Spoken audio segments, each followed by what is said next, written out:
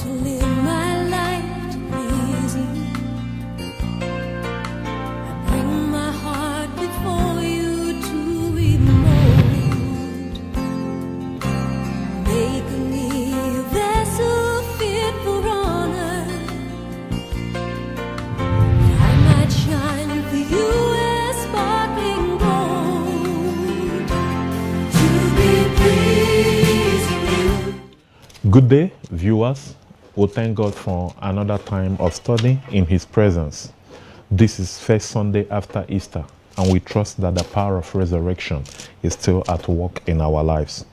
We are still continuing in our sub-theme, how to live a God-pleasing life. And today's discussion will narrow it to the church, holiness in the church. With me in the studio to discuss this are our father in the Lord, Venerable Ernest Onoha. He's the vicar, All Saints Anglican Church, we say. Sir, you're welcome to the program. Thank you and welcome, viewers. And then our brother, Bro Joshua Aldugana, from St. Matthew's Church, Maitama, former diocesan AYF president. Sir, you're welcome. Thank you. It's good to be here. Yeah. So I'll quickly take the aims of our study, then we'll read the background text, and then we'll begin to flow from there. The aims of our study are: one, to be able to relate holiness to the church. Secondly, to perceive the need for holiness in and also of the church. And then finally, to join the war against unholiness in the church. That's very key. We all need to join the war against unholiness in the church. Let's quickly read our background text, and then we come back to the introduction. Our brother, sir, can you help us with Ephesians chapter 5, 1 to 15? I read. Be ye therefore followers of God as their children, and walk in love as Christ also hath loved us and given himself for us, an offering and a sacrifice to God for a sweet-smelling savour. But fornication and all uncleanness or covetousness let it not be once named among you, as becometh saints, neither filthiness nor foolish talking nor jesting, which are not convenient, but rather giving of thanks. For this ye know, that no warmonger, nor unclean person, nor covetous man, who is an idolater, shall have any inheritance in the kingdom of Christ and of God. Let no man deceive you with vain words, for because of these things cometh the wrath of God upon the children of disobedience. Be not ye therefore partakers with them. For ye were sometimes darkness, but now are ye light in the Lord. Walk as children of light. For the fruit of the Spirit is in all goodness and righteousness and truth, proving what is acceptable unto the Lord, and have no fellowship with unfruitful works of darkness, but rather reprove them. For it is a shame even to speak of those things which are done of them in secret. But all things that are reproved are made manifest by the light, for whatsoever doth make manifest is light. Wherefore he saith, Awake thou that sleepest, and arise from the dead, and Christ shall give thee light. See then that ye walk circumspectly, not as fools, but as wise. This is the word of the Lord. Thanks be to God. Venerable sir, can you also help us read the second background text, Leviticus chapter 19, verse 2? Yes, Leviticus 19:2. Speak to all the congregation of the children of Israel, and say to them, You shall be holy, for I, the Lord, your God, am holy. Thank you, sir. So we quickly get into the introduction and then build our discussion from there. The church is an assembly of believers, the body of redeemed men, women, and children from all nations and all ages who follow Jesus Christ as Lord and Savior. As Israel was the elect of God in the Old Testament, that we can see in Exodus chapter 4, verse 22, so is the church in the New Testament. God commanded Israel to be holy, Leviticus 19:2. And so he commands the church of Christ to be holy in every way and age. Our brother read Ephesians 5:1-15, and we can see that very clearly from that scripture. Since the head, Christ, is holy, so the body, which is the church, must be holy. 1 Peter chapter 1, verse 15. I think this study is going to enrich our life and is a call on the church to get back to the place of holiness. And I trust that as we discuss together, God will bless us in Jesus' name. Amen. Venerable sir, looking at the study guide questions, let's begin with you. How would you define holiness with regard to the church? And then the B part of the question says, according to those reference scriptures that are written. And then the C says, analyze and discuss some of the actions that can affect the holiness of God's church. Let's begin with the first part of the question. How would you describe holiness with regard to the church, sir? The idea, ordinarily, of holiness is set apart. When something is set apart, is now coming for the background that there will be no stain, there will be no entanglement. Yes, sir. And if we now bring it to the idea of the church, of course the church is in the world, but not of the world. The church, the role of the church in the world is to be a kind of a set apart, to serve as a mirror. Yes, Because sir. we are talking about holiness. And so which means, even if from the Old Testament background, you see that they are the redeemed people, the set apart people. They had nations of people around them, but God was seeing or looking at them as people who are dedicated His own. unto Him. Yes, sir. In our own time and age, the same thing applies. You know, God's standard is for all time. So you see that the idea of holiness is that those who call themselves members of the body of Christ are to remove themselves from entanglement and things that pollute. Thank you, as it were, within the context of our living. Thank you, sir. So let's get to that scripture, Acts chapter 20, verse 28, sir. And I'll still want you to read, Venerable, sir, while our brother will read 1 Peter 2:9, a very popular scripture, so that we can also answer the question why Christian assemblies should be holy.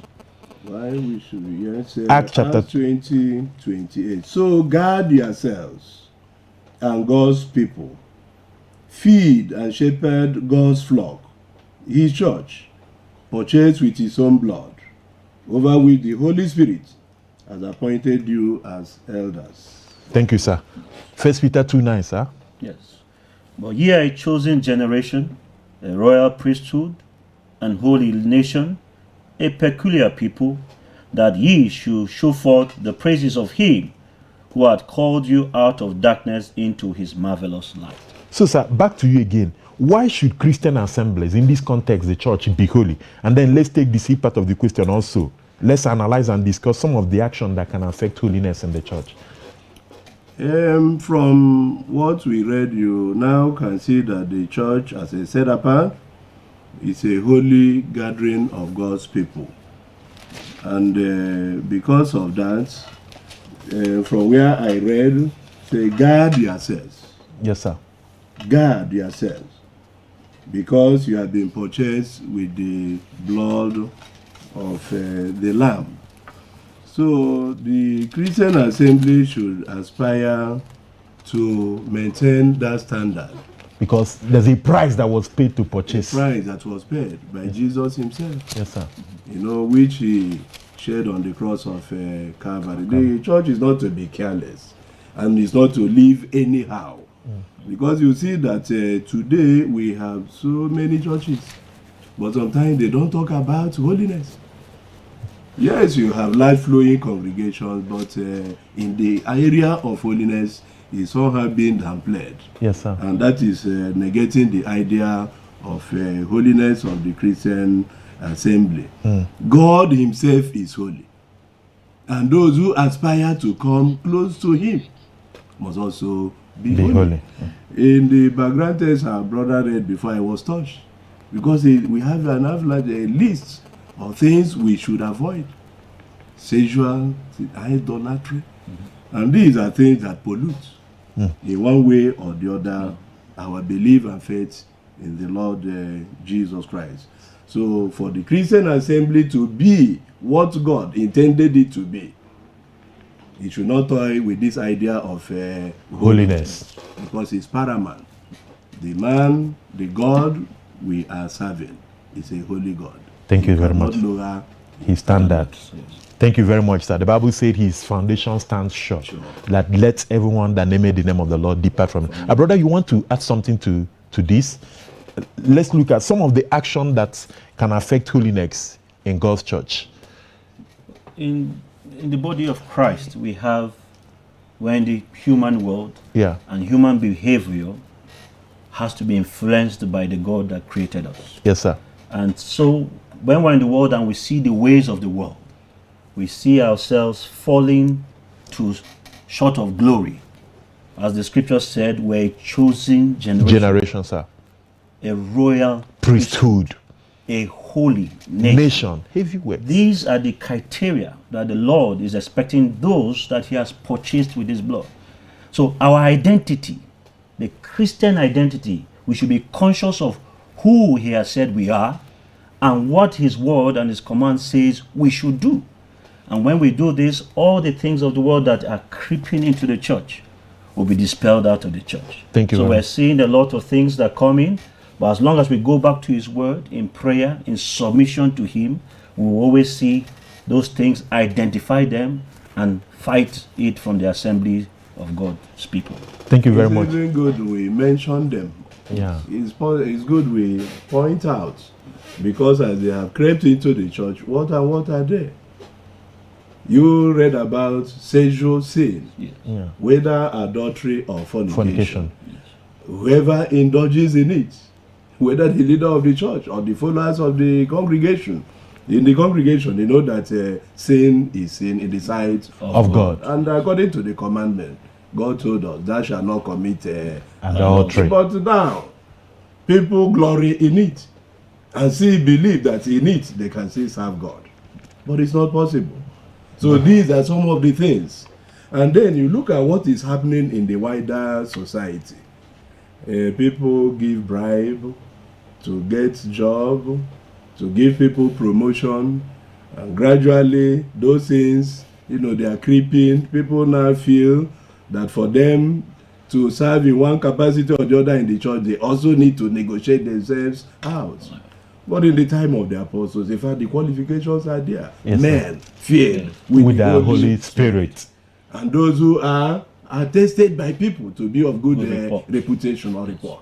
You know, something as that he is talking, I just remembered. For the 7 deacons, it was like to be in the welfare unit of the church. That was, just to start food. But look at the criteria. Men filled with the Holy Spirit of good report, not to half measure, filled to capacity. So If you bring it to the idea of this IDP campus, you see your camp in the country, food meant for people, they divert. and these That are was people what that the church said no, but the thing is gradually coming back. Unless the church is aware and conscious. There are some people you think, but if you look down, may God forgive the church. Some people are using it, thinking that they are still extension of the world. But this is set apart, holy. If you follow from the deacon's appointment, you see that men who were of credible character. And they fear the Lord too. Thank you very much, sir. When you said some people feel they can indulge in all these things and still come to serve God, I remember the mistake of Samson in Judges chapter 16:20. The Bible said he wanted to go out as at other times, not knowing that the presence of God has left him. I pray that as we labor in the place of holiness, that his presence will not leave us. Amen. In the name of Jesus. Amen. We want to thank God thus far for the enriching that we are getting already, and we trust God that God will continue to enrich us together when we come back. Stay glued to your television. We'll be back in a jiffy. God bless you.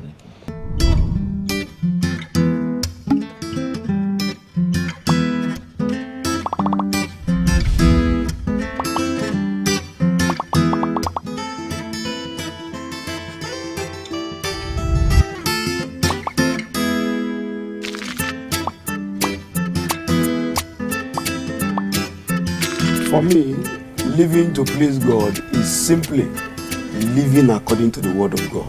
Pleasing God entails you staying with your wife in understanding according to the scripture, not in beating her.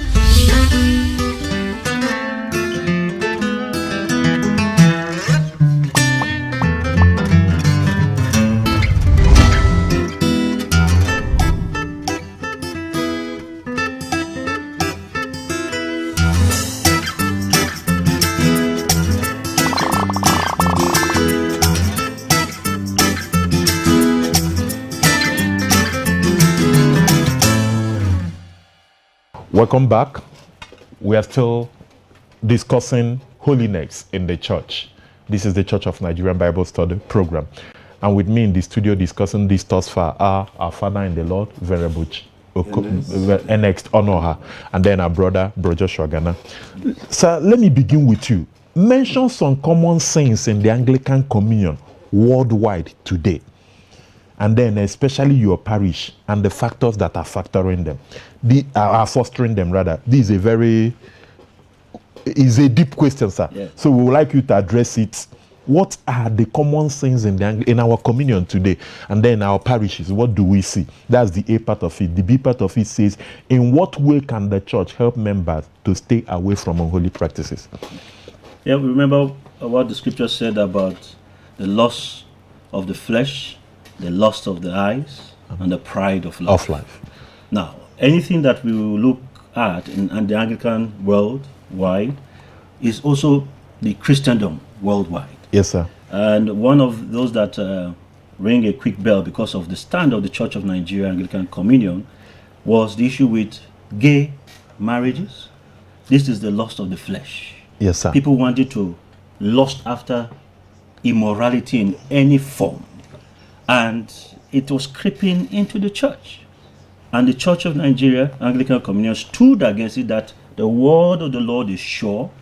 This cannot come into the body of Christ. And the Bible is clear on this. It is a command. What we've read from the scripture already this morning, from Leviticus 19 verse 2, is a command from God. It's not a plea. God is not bargaining with you, negotiating. No. It is a command. And if we as human beings have created laws and policies, if a red light says stop, you stop. When you're driving a car, if you tell your children stop something, you expect them to stop. It's the same way God expects every Christian, every human being to obey his laws and his commands. So that crept into the church, and we stood against it, and certain things had to be cut off to show the Lord that we want to remain on the path of holiness and righteousness, because without it, no man without holiness, no man can see the Lord. We on earth are only passing through. Our whole purpose in life is to meet with the Master at the end of time. And so, coming to my local parish or to our parishes in Nigeria, we can look at indecent dressing, the fashion world. All sorts of designs are now even coming to our wedding dresses that we have to clearly, during counseling, warn the couple that please watch what you wear. Yes, sir. Most of you want to show that you're young and beautiful. The Lord has already adorned you. But be like Esther.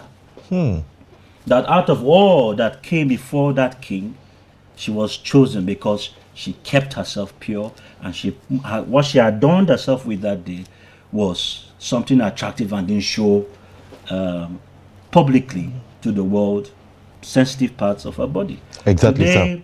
The fashion world creating even very, very light materials now in the name of fashion that are see-through, are still provocative. So, yes, sir. And many people in the name of fashion are sewing all these styles that are being drawn by people of the world, not by those who have taken and obeyed this command. So as we see it, we should warn people that indecent dressing is not part of godliness in the body of Christ. Thank you, sir. We must show for the world the right way, the right culture of dressing. Thank you very much. You ask, as part of that question about what are the reasons, fostering, sustaining, this type of ungodly behaviors. I think people are being driven by worldliness. Yes, you talked about the flesh, Yeah. pride of life, loss, and all those things. But it's worldliness. You know, the Bible is the standard for the Christian.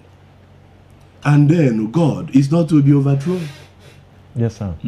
So when people tend to drop the Bible, gradually they are putting God aside to say, we can do it. We can have it our own way. And then in the modern context, what they call it is civilization. Yeah. Those who try to go the other way cover very well, wear earrings, you know, they say they are old They are fashioned, old school. Old school. So it is worldliness. That's why I said until the church is conscious that it's a set apart, a mirror. All this is happening in the world will continue to affect. But I feel I pray that God will bring the consciousness for us to see. We already, like Esther, God has already given the beauty. Adorned. Why do we go extra mile? And when you do that, you negate the biblical principles.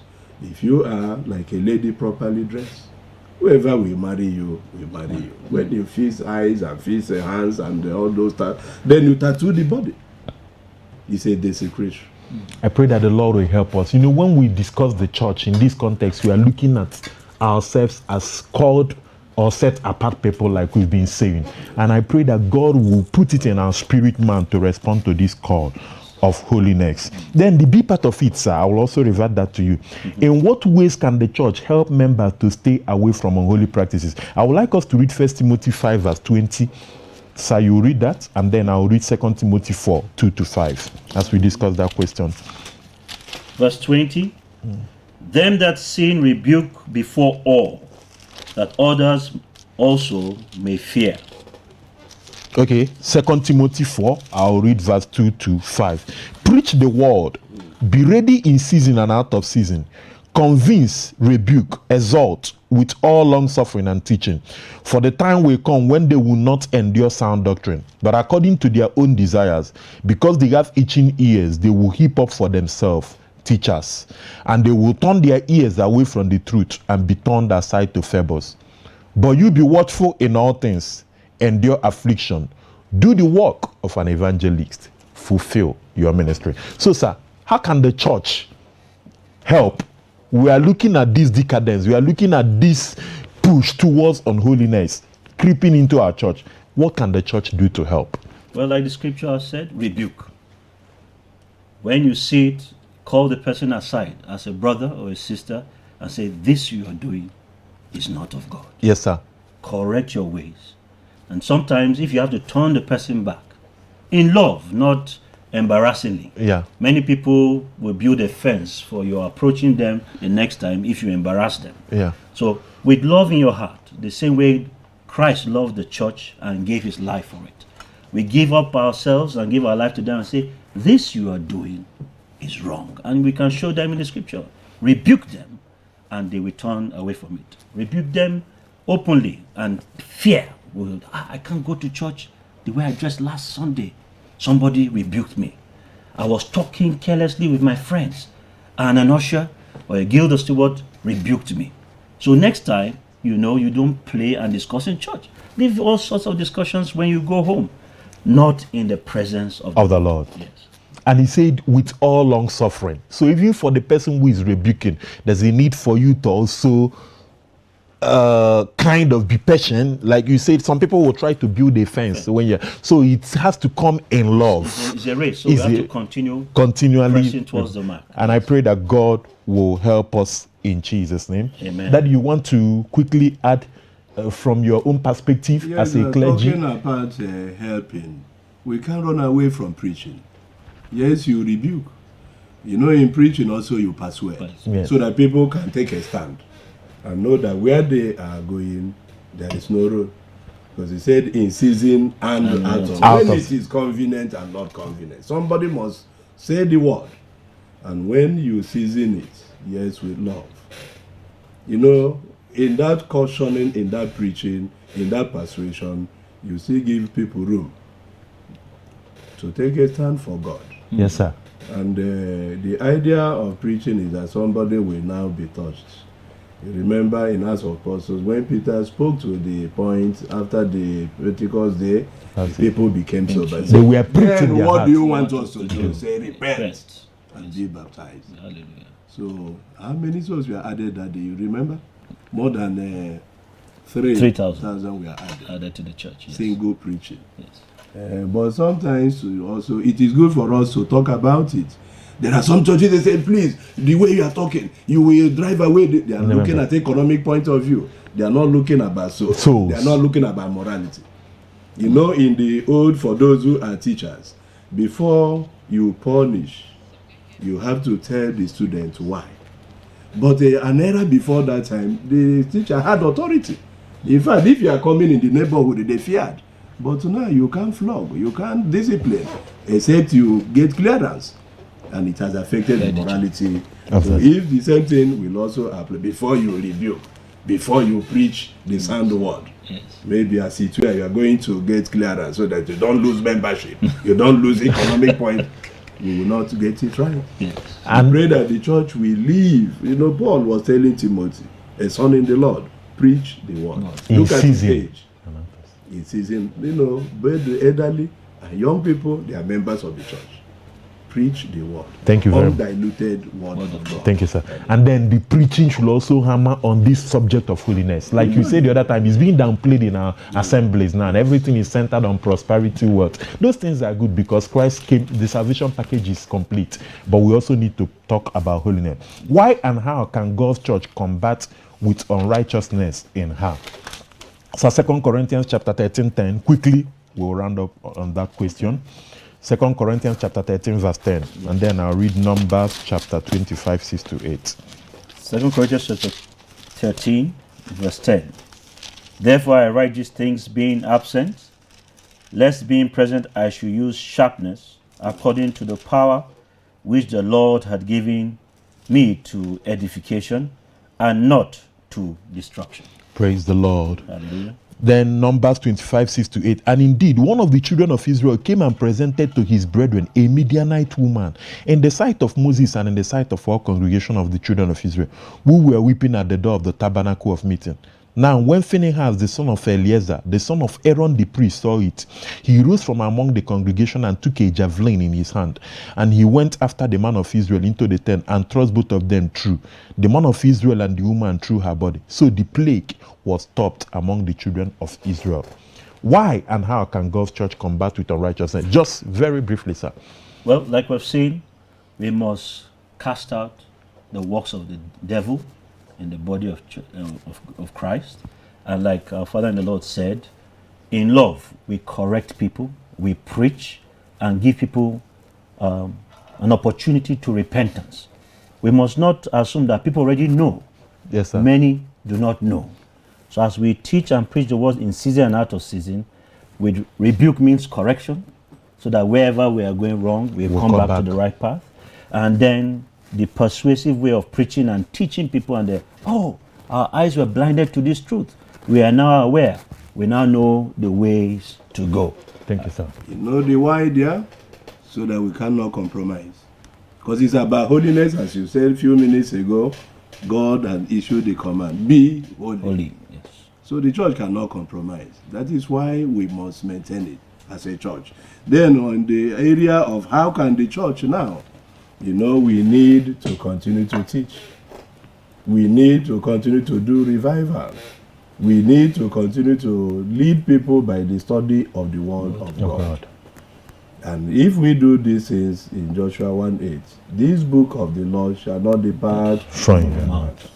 You shall meditate upon it day and night as you go through. The Bible is a mirror. We put you on a scale, and then you see the areas where you have fallen. You can easily. But if you don't talk about it, if you don't bring it to the fore, for people to discuss, they may not know. Thank you very much. We need that separation so that they know that we are different, although in the world, but not out of the world. Thank you, sir. You know, it's interesting what Phinehas, the son of Eleazar, did. The Bible says he took a javelin How can you bring this level of desecration when the people were still weeping for what happened? And then he struck the man and the woman and they died. And the Bible says that day the plague was removed. So this stand on holiness, we need to take a stand. We don't need to be neutral about it. God has called his church to holiness, and we must be holy because our God is holy. Let me take the conclusion. The church is God's spiritual edifice for believers, sanctified by God, and are called to be holy standard for the world. Therefore, the church ought to obey God's word regarding holiness and shun everything that stands in the way of her living holy. Food for thought. A holy church will have and help a better world. Let's take our memory verse together. Leviticus chapter 19 verse 2. Let's get it. 19 verse 2. Let's read together. Speak to all the congregation of the children of Israel, and say to them, you shall be holy, for I, the Lord your God, am holy. Thank you very much. We'll trust that the Lord has indeed blessed you for having stayed with us thus far in this discussion. We also invite you to tune in again next week for another interesting time under the feet of Jesus. If there's any way that we must have to grow in the Lord, it must be through consistent study of his word. We also want to thank our resource person that have shared some insights in the course of this discussion. Our Father in the Lord, Venerable Annexed Honor, the Vicar, All Saints Church, will say, so I will thank you for coming. Thank you. The Lord will enlarge your coast on every side in Jesus' name. Amen. And our Brother Joshua Ghana, thank you for honoring God. The Lord indeed will honor you in Jesus' name. Amen. Viewers, we want to, like we said, invite you again same time next week. We also would like to invite you to partner with what God is doing in our communion. If you would like to share and interact with us, give us feedback on this program. Our social media platforms are right now scrolling on the screen. You can visit and interact with us. And if God is laying it in your heart to also sponsor this program, you can also do same. The numbers are right there on your screen. We trust that the Lord will bless you. See you again next week. I remain your anchor, Ejekam Chukwuebuka. God bless you.